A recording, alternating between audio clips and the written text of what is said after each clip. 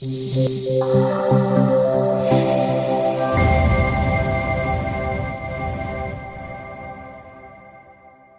always guaranteed to save 50% of my income.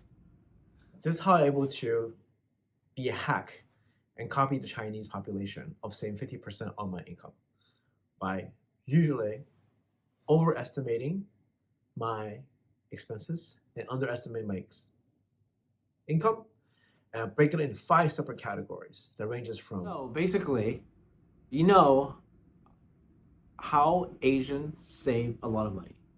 As people, especially people from China and in Japan, they are really good at saving. So here's how I learned savings. And the reason I started saving so well was because when I saw the statistics, I think about 10 years ago, that like in the 2010s, that hey, Chinese people save about 50% of their income. And I'm like, in the US, what, like 3 to 5, 6%? And that got me thinking, like, why is that the fact that they can do it and I can't? So what I did is, I'll tell you how I did it. So it's not the standard of doing budgeting or all expenses. I tried that. So due to my mental capacity or medical condition, whatever you want to call it, seeing all these detailed little line items, oh my God, it just stresses me out. So you know what I do instead? I instead create a simple formula that to make sure that I'm always going to be net positive no matter what over time. So you know what I do? I break it up into actually multiple buckets. I break it into 5 buckets. So the first one is for educational expenses. Second, entertainment. Third, donation or spending money on others. Fourth, my investment expense, savings expense. And 5, which is my living expenses. So the way I break it up is that I always pay myself first. So because I want to save 50%, right?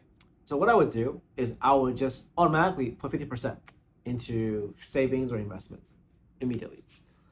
Then I look at everything I spent, right? So I put all these different buckets. So you can either do with checking accounts, 5 different checking accounts, but I keep a large Excel file so I know exactly how much is across which, as a trying to be cheap and trying to be like not have so many accounts to manage, just one big document to manage instead.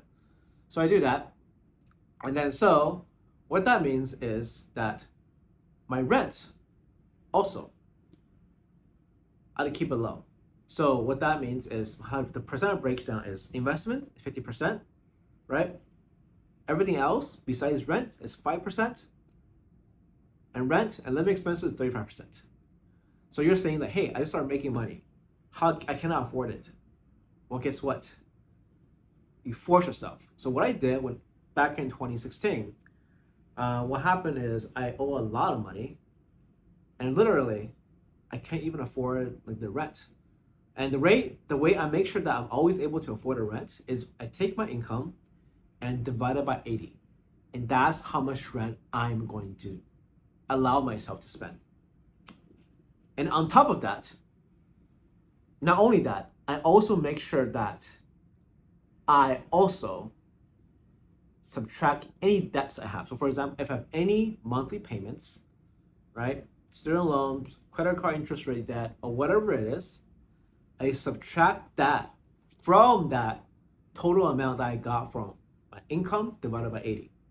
So that means the more debt I have, the less living expense I can afford, because my goal is to keep my fixed expense as low as possible. So what happens when during that time, it was hard. So because I decided to follow that rule, I decided for the first time in my life to room with other people. Not first time, I think in college, but after working days, room with other people, living in a very small place. And every day I was pissed, so pissed that I am living like this. So I take that anger and I should take that anger to make more money so that I will eventually come out of it and force myself. And so it lasted about 6 months before I got a 50% increase in my total compensation. And so what does that mean? So because I believe that when you're young, you can work. You should know the limit how much you can work. So I know in my 20s, I tested my limit. My max limit is about 80 hours, a little bit under 80, around 80, a little over 80. It was like exact hour, like 85 point some hours. So because of that, I know that I can work that much. So for me to not make enough money is an excuse. I can get 2 full-time jobs if I want to in my 20s.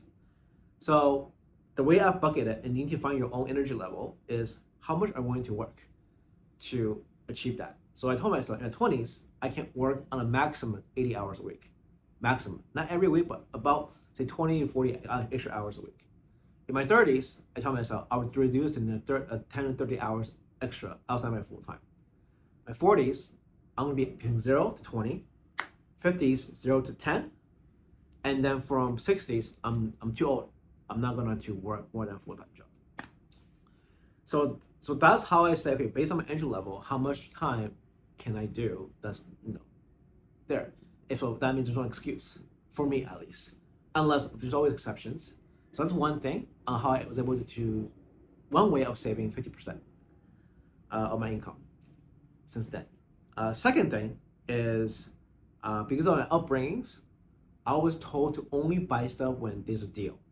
So what that means is when you go to Costco, right, people buy what they want. So it's cheap already, right? You know what I do? I only look at the item that's on sale in Costco that's marked down. If it's not marked down, I'm not buying it. So I only buy things that's already marked down at Costco. Because when I was growing up, it's kind of a good or bad thing. My relatives would drive half an hour to save 20% on food. The restaurant tastes better, so we would drive like 20, 30 miles just to go to a restaurant that save 20%. Back then, gas wasn't that expensive, so it kind of makes sense. You save like maybe an extra 10% net, right? But you can see that like the savings there. Like we would spend so much time just to save money. And additionally, like on days I work, right? So I try to cram my working days of fully work. So what that means is, so I don't have time to spend money. So when I'm busy working that entire day, you just don't have time to spend money. You can't go out, you can't do anything. So I make sure that on days I work, I don't distract myself with entertainment. So that means I spend most of my money on the weekend. So on Monday to Friday, I probably spend like nothing besides groceries that I bought a while back. And then what else? Electricity and rent. Those are the only three expenses I basically spend on a weekday basis. The rest I'm just basically working for the most part, pretty much all day, for either my daytime or my nighttime side gigs. I don't, that, yeah. And then now, the last thing I do to make sure that the third bucket thing I do is that I always underestimate income and overestimate expenses. So what I mean is this. So how I get bonuses, and so from some company get options and stocks, right? So I don't consider my bonus or my stocks options as income at all. I only consider my salary. So whatever living expenses I am working on, I am only basing it on my only salary alone. Because everything else can change. It can go up and go down. No, I'd rather underestimate my income than overestimate. Now, when it comes to buying and renting, right? So I only pay for things unless I'm sure I can afford two of it. So what does that mean? So what I mean is, say for rent, it's $1,000, and then I go, okay, now am I okay paying double rent with that money? If the answer is no, I don't book that property. Only when I'm okay paying double rent, then I do that. So that's what the rent multiplier I did before was my annual gross salary divided by 80. That guaranteed that I will be comfortable with paying the double rent, right? Otherwise, I'm not going to do it. Of course, I'm trying to avoid that as much as possible, but that is what I do. And then also, when I look at my entertainment expenses, it has to be under that 5%. Of course, if I spend less than 5%, I can roll that over and reward myself. The worst thing that happens is that you don't spend it and then you gamble it, which I did, and lose it all. So I said, I'm gonna spend it. If I don't use it, I'll roll it over. And because of the way my budgeting based on the first two things is like how I break up the savings first and then always look at things when there's deals, I usually always underspend my entertainment expenses. Even when I book like higher hotels, like a couple $100 a night, I still underspend. So because of all the other systems already in place already, I don't have to keep a deep track of budget. I mean, I do have a budgeting tool that I use. Like for example, I use Personal Capital, for example. So if you sign up, we both get some money, I think. So that link is below.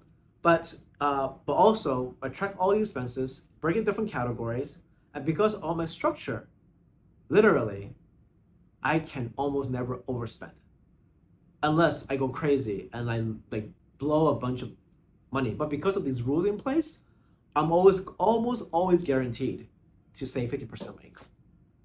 So that's the thing. That you have it. Let me know what you think, and let me know if it's helpful.